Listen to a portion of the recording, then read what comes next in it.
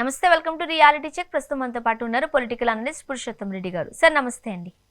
నమస్తే స్వర్ణ గారు. సార్, చంద్రబాబు నాయుడు గారి పైన ఉన్న కేసులకి సంబంధించి గత కొన్నిసార్లు కూడా మనం డిస్కస్ చేసాం. ఆయన కేసులన్నీ మాఫీ అయిపోయాయి, కేసులన్నీ కొట్టివేయబడ్డాయి, ఏమీ లేదు, ఇలా రకరకాలుగా మనం డిస్కస్ చేసాము. బట్ ఇప్పుడు హైకోర్టులో వేసిన పిల్కి సంబంధించి ఏవైతే కేసులు ఉన్నాయో అవి మధ్యంతరంగా ఆపడానికి లేదు, కంటిన్యూ చేయండి, అసలు ఏం జరిగింది అనేది క్లోజ్ అయితే చేయొద్దు. ఇది హైకోర్టు ఇచ్చిన సారాంశంగా తెలుస్తోంది. ఏం చెప్తారు మీరు? బహుశా కేసులు మాఫీ చేయడం, విత్డ్రా చేసుకోవడం ఒక సాధారణ విషయం. ఇది అసాధారణంగా మారుతా ఉంది. ఎందుకు మారాలి? గత ప్రభుత్వం పెట్టిన కేసుల్ని ఆ తర్వాత వచ్చిన ప్రభుత్వం విత్డ్రా చేసుకోవడం అనేది రాజకీయాల్లో భాగమే. అది ఏ కేసులు అంటే పొలిటికల్ మోటివేటెడ్ కేసులు అంటారు. అంటే ఒక ఉద్యమం జరుగుతుంది, ఒక ధర్నా జరుగుతుంది, ఒక ఇప్పుడు అమరావతి రైతులు పోరాటం, మేము రాయలసీమ సమస్య మేము పోరాటం, ఏదైనా కావచ్చు, లేదా విశాఖ ఉక్కు కార్మికుల పోరాటం, ఇట్లాంటప్పుడు నమోదు ఉంటాయి కేసులు.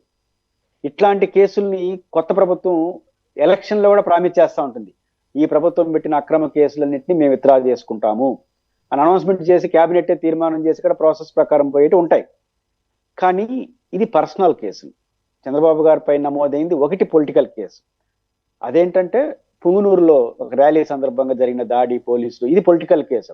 దీనిలో తప్పెవరిదో ఒప్పెవరిదో చట్టం చేయాలి. కానీ అదర్ దెన్ అన్ని కేసులు ఫైనాన్స్ అఫెన్స్ కేసులు. ఇప్పుడు fibre net, skill development, Amaravati land సంబంధించి రింగ్ రోడ్ అలైన్మెంట్ చేంజెస్, మద్యం కేసు, ఇవన్నీ కూడా స్కాండ్, ఇవన్నీ కూడా ఫైనాన్స్ అలిగేషన్స్. నిజాలు కోర్టులో తేల్చాలి. ఇది ఫైనాన్స్ అఫెన్స్, ఇది పర్సనల్, నాట్ ఎ పొలిటికల్. కాబట్టి పొలిటికల్ మోటివ్ కేసుల కన్నా పర్సనల్ కేసులు కావడం వల్ల దీన్ని విత్డ్రా చేసుకుంటే ప్రజలు ఏమనుకుంటారు? ఇప్పుడు స్వర్ణ గారు అనే ఒక ఆఫీసర్ గతంలో కేసు పెట్టింది. అదే ఏ హోదాలో? సంబంధిత డిపార్ట్మెంట్ హోదాలో. రేపు పురుషోత్తం వస్తాడు, విత్డ్రా చేయాలి. కానీ నువ్వు కానీ నేను కానీ డిపార్ట్మెంట్ రిప్రజెంటేటివ్, పేర్లు మారుండొచ్చు. కాబట్టి ఒక డిపార్ట్మెంట్ రిప్రజెంటేటివ్ ఒక వ్యక్తి కేసు ఏ ఆధారంతో పెట్టారు? మీరు మీకున్న ఆధారాలతో పెట్టారు. ఇప్పుడు కొత్త ఆఫీసులో వచ్చిన ఆధారాలు లేవని కోర్టులో పిటిషన్ వేస్తే ఖచ్చితంగా చాలా ప్రాబ్లమ్స్ వస్తాయి సాంకేతికంగా. ప్రజలు ఏమనుకుంటారు? చంద్రబాబు గారి మీద అప్పుడు కేసు ఎందుకు పెట్టారు? ఆయన అపోజిషన్లో ఉన్నాడు పెట్టారు. ఇప్పుడు ఎందుకు రద్దు చేసుకున్నారు? పొజిషన్లో ఉన్నాడు రద్దు చేశారు. అపోజిషన్ ఉంటే కేసు, పొజిషన్ రద్దు. ఇట్లా రాంగ్ మెసేజ్ వెళ్దా ప్రజల్లోకి? ఇప్పుడు ఆధారాలు లేవన్నప్పుడు కోర్టే కొట్టేస్తుంది కదా. కొంతకాలం నడిచిన తర్వాత ఆధారాలు అయితే కోర్టే కొట్టేస్తుంది కదా. అలా కాకుండా రద్దు చేసుకోవడం పొలిటికల్కి కూడా వాళ్ళకి నష్టం. ఇది ఒక అంశం. మీరన్నట్టు గతంలో నేను వివిధ సందర్భాల్లో మీ ఇంటర్లో చెప్పినప్పుడు చెప్పాను, కాన్స్టిట్యూషన్ కోర్టులో నిలవకపోవచ్చు. ఈరోజు ఏసీబీ కోర్టు లేదా సిఐడి కోర్టు, ఏదైతే లోకల్ కోర్టు ఉందో ప్రైమరీ కోర్టు, ఆ కోర్టులో దీన్ని విత్డ్రా చేసుకున్నా, కోర్టు అంగీకరించిన రెండు రకాల సమస్యలు వస్తాయి. ఒకటి, కాన్స్టిట్యూషన్ కోర్టులో ఇది నిరాకరణ కావచ్చు. రెండు, ఒకవేళ జరిగిన రేపు జగన్మోహన్ రెడ్డి వస్తే పునర్విచారణ స్టార్ట్ చేస్తాడు. కాబట్టి ఈ మధ్యలో ఇరుక్కునేది అధికారులు. ఎందుకు చేశారని విచారణ గురి కావాల్సి వస్తుందని చెప్పాం. బహుశా అది ప్రైమరీగా జరుగుతుందా అని అనిపిస్తుంది. ఎందుకంటే ఇప్పుడు ప్రభుత్వం అధికారులు విచారణ లేకుండా ఇప్పుడు వైటి స్వర్ణ గారు బేసిక్గా ఇంతకుముందు చెప్పినప్పుడు మీరు ఒక అధికారిగా ఆధారాలు లేకుండా ఒక కేసు పెట్టారని నేను చెప్పడం అంటే ఇంకొక అధికారి బస్ మీ పైన చర్య తీసుకోవాలిగా. ఆధారాలు లేకుండా మీరంటే కేసు. సేమ్ డిపార్ట్మెంట్ కదా, మనిషి మారుండొచ్చు. ఇప్పుడు నేను ఆఫీసర్గా నేను వచ్చిన తర్వాత ఆధారాలు లేవంటున్నాను, బాగానే ఉంది. గతంలో పెట్టిన ఆఫీసర్ ఆధారాలు ఉన్నాయంటే మీరు అబద్ధం చెప్పినట్టు, అంతేగా మీరు రాంగ్ కేసు పెట్టినట్టే కదా. అప్పుడు ఫస్ట్ మీరు నిరూపించాలి కదా, రాంగ్ కేసు పెట్టిన మీ పైన ఏం చర్య తీసుకోవాలి డిపార్ట్మెంట్ పరంగా. కాబట్టి ఇది కాంప్లికేషన్ అవుతుంది. కాబట్టి ఫైనాన్స్ అఫెన్స్ అనేది విచారణలో తేలాలి తప్ప ఒకసారి నమోదైన తర్వాత ఆధారాలు లేవని చెప్పి విత్డ్రా చేసుకోవడం అనేది సుప్రీంకోర్టు నామ్స్ ప్రకారం సాధ్యం కాదు. కాబట్టి ఖచ్చితంగా కాన్స్టిట్యూషన్ కోర్టులో చంద్రబాబు గారు తప్పు చేశారా, ఒప్పు చేశారా, లేదా గత ప్రభుత్వం పెట్టిన కేసు మంచిగా చెడ్డ, నేను జోలికి వెళ్ళట్లేదు, అది విచారణ తేలంటాను, కోర్టులు చెప్పాలంటున్నాను. ఆ దశకు వచ్చేసింది, కోర్టు నమోదై ఎఫ్ఐఆర్లో ఆడ వరకు వచ్చేసిన తర్వాత ఇప్పుడు ఆధారాలు లేవనడం అనేది కోర్టులు అంగీకరిస్తాయని నేను అనుకోను. సో ఆ యాంగిల్లో సమస్య వచ్చే అవకాశం ఉంది. ఇప్పుడున్న రాజకీయాలు మనం చూస్తున్నట్టు ఏమవుతుందంటే అతి సామాన్యులు కూడా రాష్ట్రంలో ఏం జరుగుతుందో అవగాహన చేసుకునే పరిస్థితిలో ఉన్నారు. ప్రతి ప్రజలకి అర్థమవుతున్నాయి రాజకీయాలు అంటే ఏంటో. ఇప్పుడు ఒక వ్యక్తి పైన, అది ముఖ్యమంత్రి గారా, మంత్రి, ఎమ్మెల్యే, సాధారణ వ్యక్తి అనేది పక్కన పెడితే ఒక కేసు నమోదైంది, దానికి సంబంధించి విచారణకు సిబిఐ లాంటి పెద్ద పెద్ద సంస్థలే ముందుకొచ్చి మాట్లాడారు. ఈ నేపథ్యంలో ఇప్పుడు ఏమీ లేవు, అదంతా నిర్దోషిగా తేల్చుతున్నట్లుగా కొట్టివేసుకుంటూ వెళ్ళిపోతే అది ఏ గవర్నమెంట్ ఉన్నా సరే ప్రజలకు ఎలాంటి సంకేతాలు అందుతాయి? అండ్ ఇలాంటి ప్రైవేటుగా జర్నలిస్టులు ఇది కరెక్ట్ కాదు అని చెప్పి పిల్లులు వేయడం ఎలా చూడాలి? ఇప్పుడు ఉదాహరణకు మీరు అన్నట్టు ప్రజల్లో ఒక నైతిక చర్చ జరుగుతుంది. ఉమ్, గతంలో ప్రభుత్వ అధికారులు ఏదో కేసు పెట్టారు ఎవరో ఒక ఫిర్యాదు మేరకు. ఆ అధికారి ఫిర్యాదు మేరకు పెట్టినప్పుడు దానిపైన చంద్రబాబు నాయుడు గారు బహుశా స్టేకి వెళ్ళినట్టున్నారు. స్టేక్ కానీ ముందస్తు బెయిల్ స్కిల్ డెవలప్మెంట్ కేసులో అరెస్ట్ అయినప్పుడు ఈ కేసులు ఉన్నాయి కదా, fibre net case, ring road allotment case, sand mine, ఈ కేసులు పెట్టారు కదా చంద్రబాబు గారి పైన. దీనిపైన పీటీ వారెంట్లు జారీ చేశారు గతంలో. పీటీ వారెంట్ అంటే అర్థం ఏంటి? ఆల్రెడీ స్కిల్ డెవలప్మెంట్ కేసులో అరెస్ట్ అయి ఉన్నారు, ఆయన పైన ఇంకా కొన్ని కేసులు ఉన్నాయి కాబట్టి దాని విచారణకు కూడా అనుమతించి పోలీస్ కస్టడీకి ఇమ్మని చెప్పి పిటిషన్ వేశారు గత ప్రభుత్వంలో ఉన్నటువంటి డిపార్ట్మెంట్. అంటే అంటే పోలీస్ కస్టడీకి ఇమ్మన్నారు అంటే అర్థం ఏంటి? తగిన ఆధారాలు ఉంటే కదా అడుగుతారు వాళ్ళు. అంటే నేను చెప్పేది చంద్రబాబు గారు ఆధారాలు ఉన్నాయని కాదు, ఆ డిపార్ట్మెంట్ భావించింది ఆధారాలు ఉన్నాయని, అంతే కదా. విచారించాలంటే చంద్రబాబు నాయుడు గారిని ఆధారాలు ఉన్నాయని ఇంకా ఫర్దర్ ఇన్ఫర్మేషన్ కోసం చంద్రబాబు గారిని పోలీస్ కస్టడీ అడిగింది ఈ డిపార్ట్మెంట్లు. పోలీస్ కస్టడీ వరకు అడిగారు, కోర్టులు నిరాకరించినట్టున్నాయి, విచారణ చేసుకోమన్నట్టున్నాయి, ఆన్నే విచారించుకోమని చెప్పినట్టున్నాయి, బహుశా ముందస్తు బెయిల్ అట్లాంటివి ఇచ్చినట్టున్నాయి కదా. మరి అంత దూరం వెళ్ళిన తర్వాత ఇప్పుడు తటికి దాంట్లో ఆధారాలు లేవని అంటే డిపార్ట్మెంట్ వచ్చి కొత్త ఆఫీసరు కోర్టులు ఎట్లా అంగీకరిస్తాయి? నేనేమంటానంటే మీ ఇష్టమా, కేసు పెట్టడం మీ ఇష్టమే, కేసు విత్డ్రా చేసుకోవడం మీ ఇష్టమే. ఒక డిపార్ట్మెంట్ ఏం చెప్పింది గతంలో, ఇదే సేమ్ డిపార్ట్మెంట్ పోలీస్ కస్టడీ అడిగింది చంద్రబాబు నాయుడు గారిని, ఆయన విచారించాలి, హై ప్రొఫైల్ కేసు ఉంది ఆయనకి, ఇది పీటీ వారెంట్ జారీ చేసిన అనుకుంటాను. మరి పీటీ వారెంట్ వరకు వెళ్ళిన డిపార్ట్మెంట్ అధికారి మారిన వెంటనే అసలు ఆధారాలు లేవని కోర్టుకి సబ్మిట్ చేయడం, దాని కోర్టులు అంగీకరిస్తే వ్యవస్థల మీద విశ్వాసం పోతుంది కదా. మంచి దాంట్లో ఏం జరిగింది అనేది వేరే సంగతి. ఈ ప్రాసెస్ చూస్తా ఉంటే ఏదో రాజకీయంగా నష్టం, రాజకీయంగా ఏదో అధికారంలో ఎవరు ఉంటే వాళ్ళు చేసుకోవచ్చు, ఈ ప్రాక్టీస్ మొదలెడితే రేపు ఈ రోజు ప్రభుత్వం కేసు పెడుతుంది, రేపు వస్తా. ఇప్పుడు జగన్మోహన్ రెడ్డి మీద కేసులు అన్ని పెట్టారు, రేపు ఆయన వస్తాడు ముఖ్యమంత్రిగా, జగన్మోహన్ రెడ్డి మీద జగన్మోహన్ మీద పెట్టలా, ఆయన చుట్టూ ఉన్నటువంటి చాలా మంది మీద పెట్టారు, రేపు జగన్ గారు ముఖ్యమంత్రి అవుతాడు. ఇదే అధికారులు ఎవరైతే కేసు పెట్టే అధికారులు మా దగ్గర ఆధారాలు వేసేస్తారు, కొట్టేస్తారు. అంటే అది ఇంకేం లేవు, కేసులు లేవు, పొలిటికల్ పవర్ ఉండేవాడికి కేసులే ఉండవు, విచారణ అవసరం లేదని రాంగ్ మెసేజ్ వెళ్తుంది కదా. టెక్నికాలిటీస్ ఎలా ఉన్నా, ఆధారాలు ఉన్నాయన్నా లేకపోయినా, కానీ ఒక దశ నమోదయ్యి విచారణ దశకు వచ్చిన తర్వాత రద్దు చేస్తే వేరే సంగతి. ఇప్పుడు రద్దు చేయట్లా, మీరు ట్విస్ట్ చూడండి, ప్రభుత్వం రద్దు చేయలేదు, డిపార్ట్మెంట్ ఆధారాలు లేవని చెప్పి పిటిషన్ వేస్తా ఉంది, దాంతో కోర్టు విత్డ్రాకు పోతా ఉంది. ఇది అధికారి ఆధారాలు ఉన్నాయా లేదని అంటున్నారంటే పొలిటికల్ ప్రెజర్ ఉన్నా లేకపోయినా పొలిటికల్ ప్రెజర్ ఉందని ప్రజలు అనుకుంటారు. సో అదొకటి ఉంటుంది. సాంకేతికంగా కూడా సాధ్యం కాదు, పొలిటికల్ గా మాత్రం ప్రభుత్వానికి చాలా నష్టం.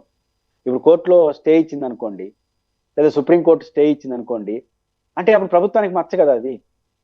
ఒకవేళ కోర్టులు కూడా టెక్నికల్ పాయింట్స్ తో కొట్టేసినా ప్రజలు ఏమనుకుంటారు, గత ప్రభుత్వంలో కేసు పెట్టారు, ఈ ప్రభుత్వం ఎత్తేసారు, రేపు జగన్ మీద ఇప్పుడు జగన్మోహన్ రెడ్డి ప్రేమించే వాళ్ళు లేదా చూసేవాళ్ళు ఉంటారు, ఇప్పుడు జగన్మోహన్ రెడ్డి మీద కేసులు అన్ని కూడా రేపు జగన్ ముఖ్యమంత్రి ఆయనే కొట్టేసుకుంటాడు అని అనుకోరా? అంటే ఒక రాంగ్ మెసేజ్ వెళ్తుంది వ్యవస్థల పైన. పొలిటికల్ కూడా అంత మంచిది కాదు ప్రభుత్వానికి. మీరు నమ్ముతున్నారు కదా టెక్నికల్ గా ఆధారాలు లేవని, కొంచెం విచారణ జరిగితే కోర్టే కొట్టేస్తుంది కదా, ఆధారాలు లేని కేసులు కోర్టు ఎడబట్టించుకుంటుంది. కోర్టు కొట్టేస్తే ఒక రకమైన గౌరవం ఉంటుంది స్వర్ణ గారు, కోర్టు కొట్టేస్తే రేపు ప్రభుత్వం పునర్విచారణ చేయడానికి కూడా పరిమితులు వచ్చేస్తాయి. డిపార్ట్మెంట్ తనకు తానుగా విత్డ్రా చేసుకుంటే రేపు ప్రభుత్వం ఈజీగా రీఓపెన్ చేస్తుంది.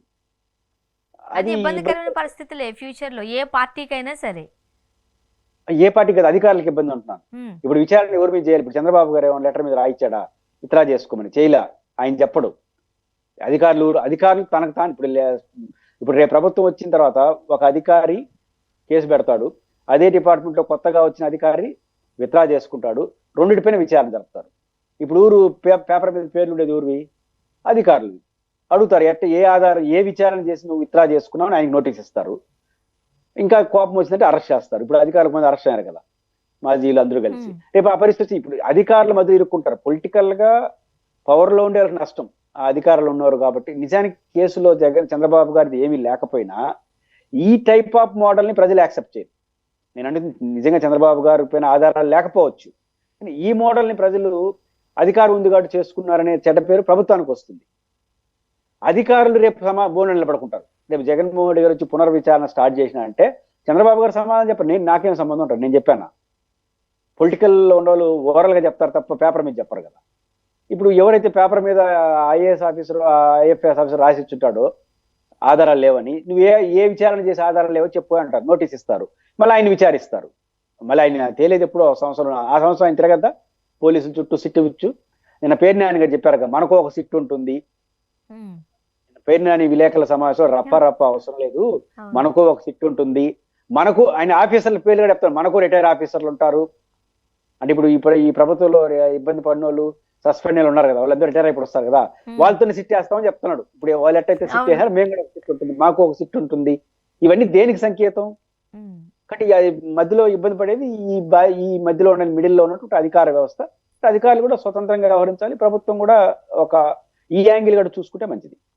ఓకే. అండ్ ఇంకొకటి, చంద్రబాబు నాయుడు గారు వెళ్ళిన టూర్కి సంబంధించి, లండన్ టూర్కి సంబంధించి కూడా విమర్శలు చూస్తూ ఉన్నాం మనం. అంటే ఇప్పుడు ప్రతిదాన్ని రాజకీయ కోణంలో చూడడం అలవాటైన తర్వాత అట్లే చూస్తారు. ఇప్పుడు చంద్రబాబు గారు లండన్కి ఎందుకు వెళ్ళారు? ఒక ముఖ్యమంత్రి హోదాలో విదేశీ పర్యటన చేసే పూర్తి అధికారం ఆయనకుంది, దాంట్లో తప్పేం లేదు. ఎందుకు పోయి వచ్చారో మళ్ళీ చెప్తారు. అసలు పర్సనల్ టూర్ కూడా చేయొచ్చు, ముఖ్యమంత్రి గారు పర్సనల్ టూర్ చేయకూడదని ఏం లేదు, వెళ్ళొచ్చు. ఎందుకు వివాదం అవుతా ఉంది? చంద్రబాబు నాయుడు గారు సహజంగా ఎప్పుడు కూడా ఎక్కడైనా పర్యటన చేసేప్పుడు ముందు ఒక 4 వారం వెనకాల 6 రోజులు ప్రచారం చేస్తారు. ఎందుకు పోతున్నాడంటే, పోయి ఏమి సాధించినాడంటే, ఇది ఎక్కువ. అంటే ఇక చంద్రబాబు గారు బయలుదేరతాడు గవర్నీరంగా ఉండమంటారుగానే ఏమేం చేయబోతాయి, లండన్లో ఏమవుతుంది, అంతరిక్షంలో ఏమవుతుంది, భూలోకంలో ఏమవుతుంది, స్వర్గంలో అన్ని చర్చ పెడతారు. ఏదో సాధించబోతారు, మళ్ళీ అయిపోయిన తర్వాత ఏం సాధించారో చెప్తారు. ఈసారి ఏమి చడి చప్పుడు లేకుండా వెళ్ళాడనే వల్ల కొంత చర్చకి దారి తీసింది. ఇది మొదటి అంశం. కానీ ఈరోజు కూటమి ప్రభుత్వం విదేశీ పర్యటనలు చంద్రబాబు గారిది వివాదం చేయాల్సిన అవసరం లేదు. ఒక నూతన సంవత్సరం కుటుంబ సభ్యులతో వెళ్తాడు, తప్పే ఉంది, తప్పేం కాదు అయితే చీఫ్ మినిస్టర్ గా.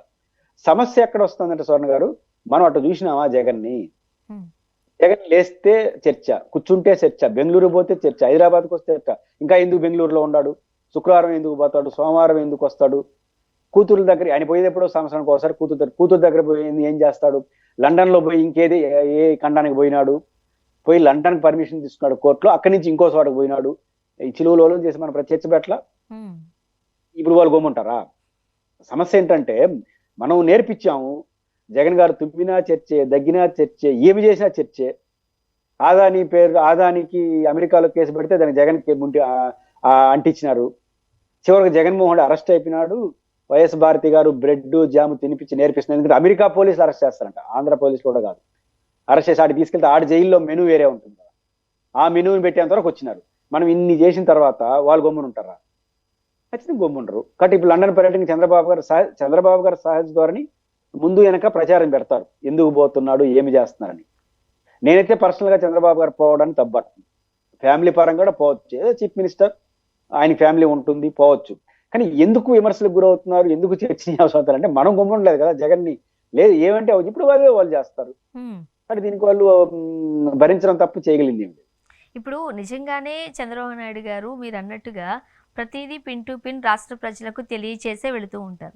ఈసారి చంద్రబాబు నాయుడు గారు వెళ్ళారన్న విషయము అతి ముఖ్యులకు తప్ప సామాన్యులకు ఎవరికి తెలియదని ఇంకా అక్కడే ఉన్నారేమో అనుకుంటున్నారు. ఇప్పుడు జగన్మోహన్ రెడ్డి గారు వెళ్ళినప్పుడు ఎప్పుడైతే పెద్ద భూతద్దంలో పెట్టి చూసారో, ఇప్పుడు చంద్రబాబు నాయుడు గారు వెళ్ళిన తరహా తీరును కూడా అట్లానే చూస్తున్నారు. ఇదంతా గవర్నమెంట్ డబ్బు, ఇప్పటికీ ఏపీ అప్పుల్లో ఉంది, విచ్చలవిడిగా ఖర్చు పెడుతున్నారు టూర్ల పేరుతో, ఇది గట్టిగా వినిపిస్తున్న సెంటెన్స్. ముఖ్యమంత్రి అయిన తర్వాత ఎవ్రీథింగ్ ప్రజల డబ్బే. ముఖ్యమంత్రి అంటూ అయిన తర్వాత జీతం తీసుకున్నా జీతం తీసుకోకపోయినా ఎవ్రీథింగ్ ప్రభుత్వంతో నడుస్తుంది. అయితే chief minister of Andhra state మంత్రులైనా, ముఖ్యంగా ముఖ్యమంత్రికి governor, everything is government. Government అంటే ప్రజల డబ్బే, నేను కాదను. ఇంకెట్ట పోవాలైనా పోతాడు. ఎక్కడ నేను ఒక మీడియాలో చూశాను చర్చ, నేను చంద్రబాబు నాయుడు గారు పోతే జగన్మోహన్ రెడ్డి పర్మిషన్ తీసుకోవాలన్నా, మీడియాలో చర్చ. నేనేమంటానంటే గతంలో అదే మీడియా జగన్మోహన్ రెడ్డి గారు విదేశాల్లో పోతే ఎవరు పర్మిషన్ తీసుకుని అడిగలా మీరు? అదే మీడియా అడిగింది కదా, చిలువలు ఒలువలు చేసి జగన్ లండన్ ఎందుకు వెళ్ళాడు, పోయి వచ్చిన తర్వాత ఫోన్ నెంబర్ ఇవ్వలేదు, కోర్టు లేదు అయిపోతుంది, బెయిల్ రద్దు అయిపోతుంది, ఇది తెచ్చి అప్పుడు మిమ్మల్ని అడగాలనా? అప్పుడు ఆ ప్రశ్న వేయలేదు కదా. ఇప్పుడు జగన్మోహన్ రెడ్డి గారు వెళ్ళినప్పుడు మిమ్మల్ని అడగాలనా? అయితే చీఫ్ మినిస్టర్ ఆయన పోయినాడు, ఆ రోజు మీరు అడిగారు కాబట్టి ఈ రోజు వాళ్ళు అడుగుతారు. పైపెచ్చు చంద్రబాబు నాయుడు గారి స్టైల్ ఇంతకుముందు చెప్పినట్టు ఆయన బాగా ఏది చేసినా అందరికి తెలిసే చేస్తాడు. సో తెలిసే చేసే వ్యక్తి తెలియదు. జగన్మోహన్ అనుకో ఏమి చెప్పడు, పోతాడు, వస్తాడు. ఈయనకి బాగా చెప్పే అలవాటు ఉంది. రెండు సమస్యలు ఎదుర్కొంటుంది తెలుగుదేశం పార్టీ. మనం ఏం చేసినా మనం చేసేది ఎంతైనా చెప్పుకునేది ఎక్కువ ఉంటుంది, పాజిటివ్ ఆర్ నెగిటివ్. బాగా ఎస్టాబ్లిష్ చేస్తారు మేము ఏం చేయబోతున్నాం అని. అలా అలవాటు ఉన్న వాళ్ళు ఒకసారిగా ఏం చెప్పకుండా పోవడం, గతంలో జగన్మోహన్ రెడ్డి గారిని కూర్చుంటే చర్చ, లేస్తే చర్చ పెట్టడం, ఈ రెండు కారణాలు ఇచ్చా వాళ్ళు బంబాటు చేస్తున్నారు. ఇప్పుడు దీంట్లో ఏ తప్పు ఏదో చంద్రబాబు నాయుడు గారు రహస్యంగా లండన్కి పోవాల్సిన అవసరం ఉండదు, పోయి ఉండడు. జనరల్ గా ఒక విహారయాత్రకు వెళ్ళుండొచ్చు, నేను కాదన్ను. లేదా ప్రభుత్వ పని మీద కూడా వెళ్ళుంటారు. ప్రభుత్వ పని మీద ఉంటే పారిశ్రమ ముందే చెప్పుకుంటారు ఈ పని మీద ఉందని. ఆయన ఎందుకు వెళ్ళుంటే ఫ్యామిలీ టూర్ కూడా వెళ్ళుండొచ్చు, తప్పలేదు. కానీ ఫ్యామిలీ టూర్ వెళ్తానని చెప్పొచ్చు ఆయన. కానీ చెప్పినా కూడా వీళ్ళు ఫ్యామిలీ టూర్తో పోతే నువ్వు సొంత డబ్బులు పెట్టుకో అని వైసీపీ వాళ్ళు అంటారు, సోషల్ మీడియా వాళ్ళు అంటారు. ఎందుకంటారు? అప్పుడు జగన్ అట్లే అన్నారు కదా, ఆయన ఎప్పుడు సంవత్సరానికి ఒకసారి పోతే నువ్వు ప్రభుత్వం పేరుతో పోయి నీ కూతురు చూసి వచ్చావని మనమే చర్చ పెట్టలా. కాబట్టి విపరీత పోకడలకు గతంలో గురైనారు కాబట్టి మీరు ఇప్పుడు మీరు పోయినప్పుడు కూడా అదే చర్చ మన పైన కూడా వస్తుంది. కాబట్టి దాన్ని భరించడం, సమాధానాలు చెప్పుకోవడం తప్ప ఎవరు చేసుకున్న ఇది అంటారు కదా, దానికి వాళ్ళే భరించుకోవాలన్నట్టుగా ఇది అవుతుంది. అండ్ పురుషోత్తం రెడ్డి గారు, ఫైనల్గా ఒకటి చెప్పండి. 2025 అయిపోయింది, 2026లోకి మనం వెళ్ళబోతున్నాం. మరి ఈ తరుణంలో ఈ ఇయర్ అంతా మనం చూస్తే చాలా సంఘటనలు జరిగాయి రాజకీయంగా. ఓకే, పెను మార్పులే కొన్ని సందర్భాల్లో చోటు చేసుకున్న విషయాలు కూడా మనం చూసాం. ఏం చెప్తారు 2025లో జరిగిన రాజకీయ పరిణామాలు ఏంటి? 26 ఎలా ఉండబోతోంది? స్వర్ణ గారు, బేసిక్ గా 25 ముగిసిపోయి మనం 26లోకి వెళ్తున్నాము. కొన్ని గంటలు అంతే. 25కు విట్కోలు నూతన సంవత్సర శుభాకాంక్షలు. బేసిక్ గా స్వర్ణ గారు, బేసిక్ గా నూతన సంవత్సరం ఆశలు కల్పిస్తుంది. డిసెంబరు గతాన్ని గుర్తు చేస్తుంది, అనుభవాలు, మంచి చెడ్లు గుర్తు చేస్తుంది. బేసిక్గా 25 అనేది అనేక మార్పులకు దారితీసింది. 24లో కొత్త ప్రభుత్వం వచ్చింది.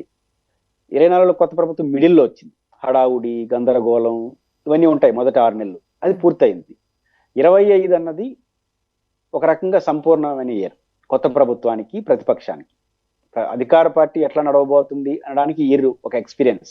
అంటే 24 జూన్లో అధికారంలోకి వచ్చిన వెంటనే కొత్త కదా, వాళ్ళకి ఓడిపోయిన వాళ్ళకి కొత్త, గెలిచిన వాళ్ళకి కొత్త సెట్ అవ్వడం. చంద్రబాబు గారికి సీనియర్ ఎక్కైనా కొత్త ప్రభుత్వం, కూటమి, అవన్నీ. కాబట్టి ఈ 5-6 నెలలు దాని చుట్టూ నడిచింది వ్యవహారం. 25 జనవరి నుంచి 31 వరకు, డిసెంబర్ వరకు చూసినప్పుడు ఈ ప్రభుత్వం ఎలా నడవబోతా ఉందో అనేది అందరికీ అర్థమైంది. జగన్మోహన్ రెడ్డి గారి భవిష్యత్తు ఎలా ఉండొచ్చేమో అనేది అర్థమైంది. అంటే ప్రతిపక్షానికి ఒక క్లారిటీ, అధికార పార్టీకి ఒక క్లారిటీ వచ్చిన ఇయర్గా చూడొచ్చు. ఆంధ్రప్రదేశ్లో అధికార ప్రతిపక్షాలకు ఒక క్లారిటీ ఇచ్చిన ఇయర్గా చూడొచ్చు. 25లో అధికార పార్టీకి సంబంధించినంత వరకు కొన్ని అనుభవాలు వచ్చాయి. అంటే ఈ ప్రభుత్వం నడక ఎలా ఉంది అన్నప్పుడు ఇంకేమి చెయ్యొచ్చు అని చూసినప్పుడు ఈ ప్రభుత్వం ఖచ్చితంగా ఎన్నికల హామీలకు సంబంధించి ఫోకస్ పెట్టింది. ఎన్నికల హామీల జ్వరం చుట్టూ ఇంకా నడుస్తూ ఉంది. ఎన్నికల హామీ జ్వరం అనేది ఒక దశ దాటిందంటే అది చాలా ప్రమాదం. జ్వరం జస్ట్ లైక్ 650 mg పారాసిటమాల్తో క్లియర్ అయిపోతుంది, అదే పెద్ద ఇష్యూ కాదు. కానీ జ్వరం వెంటనే గుర్తించేస్తే లేకపోతే హాస్పిటల్ అవుతుంది, చాలా తీవ్రమైన సమస్య మారిపోతుంది. ఇప్పుడు ఈ ప్రభుత్వం ఆ జ్వరంతో ఉందని అర్థం అవుతుంది. ఏది? ఎన్నికల హామీల జ్వరం చుట్టూ నడుస్తా ఉంది. ఆ జ్వరాన్ని త్వరగా పారాసిటమాల్ వేసుకొని అమలు చేస్తే అమలు చేయడం, లేదంటే ఇంతకు మించి చేయలేమని చెప్పి దండం పెట్టేసి ఏరే పని చేసుకోవడం. ఈ టాబ్లెట్ కానీ వేసుకోకపోతే ప్రభుత్వం ఇదే సమస్యగా మారిపోతుంది ప్రభుత్వానికి. ఎందుకంటే ఇప్పుడు ఇంతకు మించి అమలు చేయలేరు. ఇది ఇప్పుడు సంక్షేమ పథకాలు, ఇప్పుడున్న ఫైనాన్షియల్ సిచ్యువేషన్స్ లో ఇంతకు మించి ఏం చేయలేరు. అది నిజాయితీగా ప్రభుత్వం చెప్పేసి ఇంతకు మించి చేయలేము, ఇది ఫైనాన్షియల్ పరిస్థితి, కానీ దాన్ని చెప్పకుండా చేసిందంతా నా గొప్పతనం. ఈరోజు చూసాం, చంద్రబాబు నాయుడు గారు 3,000 నుంచి 4,000 పెంచినాడు. మేము కదా హామీలు అమలు చేసినంతవరకు చంద్రబాబు గొప్పతనం. అమలు కాని హామీలన్నింటికి జగన్ కారణం. ఎందుకంటే ఆయన సరిగ్గా ఏదో బేసిపోయినాడు. మరి అమలైన దానికి ఎవరు కారణం అవుతారు? అంటే ఈ విన్యాసాలు ప్రభుత్వం ఆపాలి. 2, జగన్ నామస్మరణ ఆపేసి కూటమి ఎన్నికల మేనిఫెస్టో నామస్మరణ చేసుకోవాలి. లోకేష్ గారు రెడ్ బుక్ లో పేజీలు ఆపేసి ఆయన ఇచ్చిన హామీల పేజీలు ఓపెన్ చేయాలి. ఆయన రెడ్ బుక్ పేజీలు మారుతాడు, 3 పేజీలు అయింది ఇంకా 97 పేజీలు అంటున్నాడు. 3 పేజీలకి ఇట్లా అయిపోయింది, 97 పేజీలు ఓపెన్ ఏమీ ఉండదు. కానీ మీరు ఓపెన్ చేయాల్సింది రెడ్ బుక్ పేజీలు కాదు, మీరు యువకాలంలో ఇచ్చిన హామీల పేజీలు ఓపెన్ చేయాలి. ఇవి కూటమి ముందున్నటువంటి సవాళ్ళు. వాళ్ళు రెడ్ బుక్ ని ఓపెన్ చేసుకుంటూ పోతారా, లేదా జగన్నామస్మరణ చేసుకుంటా పోతారా, లేదా ఎన్నికల హామీలపైన విన్యాసాలు ఈ 3 విషయాల్లో కొత్త సంవత్సరం ప్రారంభం నిర్ణయం తీసుకోకపోతే ఎన్నికల ఫలితాలు ఆల్రెడీ క్లియర్ అయిపోయినట్టు అవుతాయి.